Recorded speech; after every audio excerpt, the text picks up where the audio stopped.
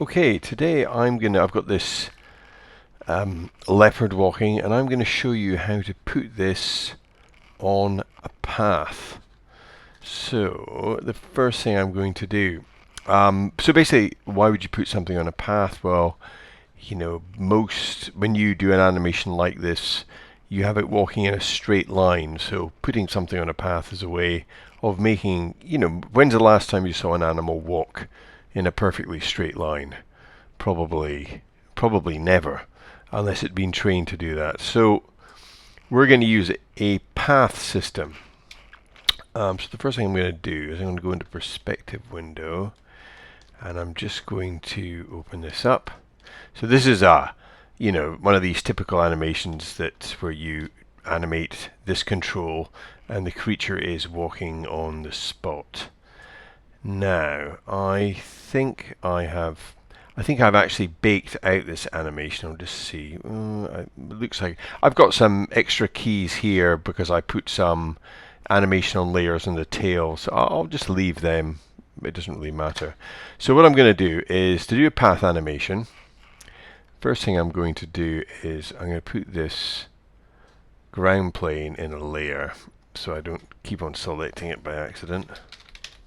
Oops. Ground. Save. Okay. So I can make that a template. Now, then I'm just going to get rid of this control. So I'm going to go back to 0 just so it's in the...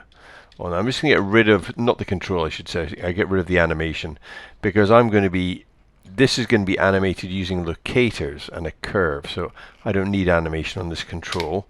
I just want this repetitive animation. Okay, so what's the first thing I have to do? Well, the first thing I do, if I'm going to do this, I'll just go into this, I'm going to turn the grid off, is I need a curve. I'll also make this invisible. So it's an old scene of mine. So okay, so I need a curve. So the easiest way to make a curve is go into the modeling menu, and if I go to create, I can go to curve tools, and you can use the CV or the EP. I tend to use the EP curve tool. So I'm just going to now, when I do the curve, it is important it passes straight through your creature. So I'm going to, and it starts a bit behind it. So I'll start here. I'll go through there. That seems like pretty much through the middle. And then I'm going to have it come out like this, and maybe go like that. Okay, so something like this. So if I then, and I've got my curve, because my perspective view, I can see, there it is. Let's make sure that's going through the middle of this though. I can just go wireframe to see how this looks. Maybe I can pull this over a little bit. Just going to pull it over a wee bit more like this. That looks better. Okay, that's better. Right, now that I've got that, that is going to be the curve for the feet. I'm going to duplicate this by pressing Control D, raising it up, going into the orthographic side view, and I want this to go through, the middle of the... Well, it doesn't have to be the middle. I mean, I think the midpoints of these controls are slightly above the middle of these of the animal's torso, so this should be okay. Okay, so I've got two curves.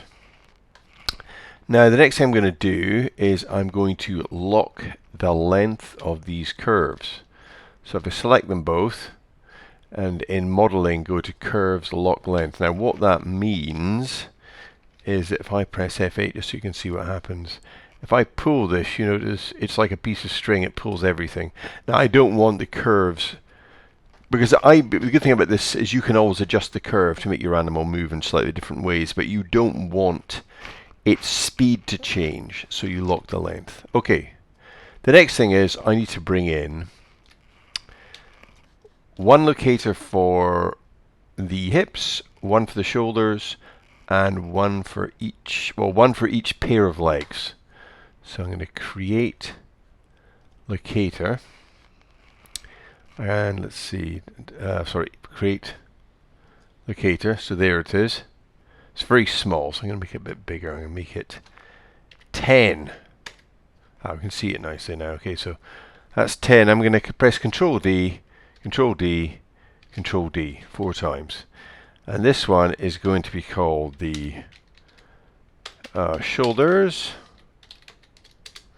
The next one is going to be called the pelvis. The next one is going to be called front feet. And the next one is going to be called the back feet.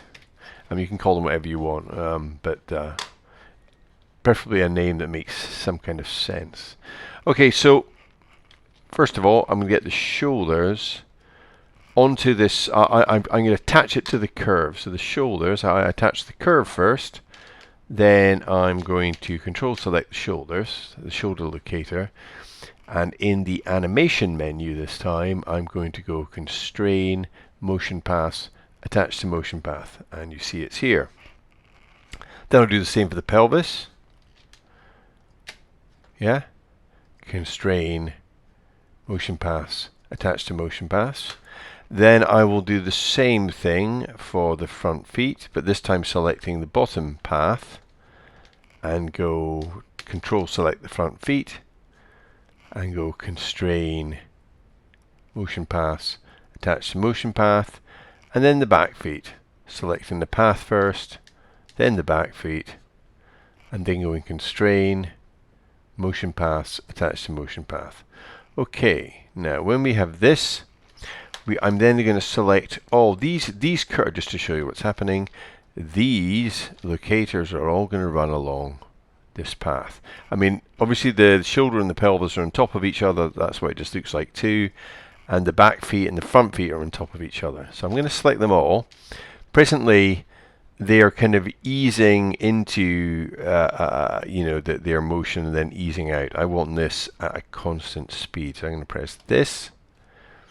And then cycle with offset here and cycle with offset here. So we have that on all of these, right? Now, the next thing I need to do, now all the locators are traveling at a constant speed. Yeah, I'm going to turn the grid off again. Now all I have to do is I'm going to line up these locators. Now I go to the shoulders first, I'll show you. And I can line this up by grabbing, I don't want to alter the gradient of this curve, I'm just going to move it up or down. And what happens when I move it up or down, you'll see is the locator is moving. I'm going to move it to the point where it is in between, in this box here, right in this box, there. I have to zoom in a bit sometimes, it's quite hard to do this. There, okay. So that's your shoulders, and I'll do the pelvis, same thing. Zoom in, push it up until it, where's, so here, there we go. So I just go until it's lining up. About there, I'd say, or maybe there. And then I'm going to do the front feet. Now the front feet, what you really want is it above, so in between these 2 feet, so it's directly beneath the other one. So I grab hold of this and I'm going to pull it up. So maybe I've gone a bit to fine tune it. And that's going to be there. And then we want the back feet. So I'm just going to pull this back a bit. Go in to fine tune it. And put that right there. Okay, so then when we have all these locators in position, if I select them all, you'll see that they're all where they should be. Let's make sure the shoulders are. Yeah, the shoulders there, pelvis is there. Yeah, front feet, back feet. Then what I'm going to do is I'm going to select all these locators on frame 1 and I'm going to mute them. Very important that you do this. Mute selected. Okay? Now, those are the path locators. Now we need anim locators. So I'm going to create another locator.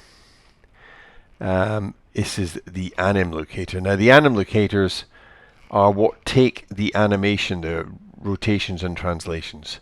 So I need one for the shoulders. So I call shoulder anim, just to make it different. And the shoulder anim, I am going to parent underneath the shoulder locator. So if I open this up, you see I have the shoulder anim parented underneath that. Actually, before I do that, I'm going to duplicate this just to make it easy. One. So we've got shoulder anim. I need the pelvis anim. Actually, no. I tell a lie, I'm just going to do it this way. I'll put parent underneath. Then I got the pelvis. I need to make another one. So I'll create a locator. And this is going to be called the pelvis anim. Yep. Pelvis anim. And that is going to go underneath the pelvis control. Then I'm going to create 2 more locators. This is going to be called the front right foot anim. It's a bit long-winded, maybe you can shorten it. And this will be called the front left foot anim. So front right foot and front left foot are going to be under the front feet locator. So there they are. And then I'm going to create another 2 locators. And it's going to be called the back right foot anim and the back left foot anim. And these are going to go under the back feet. Now finally there is another 4 locators that I need. I'll just show you what they are. And they are these. The pole vectors. So if I have to look at this leopard, I'm just going to turn the auto key off. The pole vectors are these. You see these things here that move the. Now what it is that in most rigs these are in the parented underneath this control, which means that if you do not attach locators to these, in a path animation, you'll see what I'm talking about. They will be left behind, and you get all kinds of weird deformations. So I'm going to make 4 more locators for each pole vector.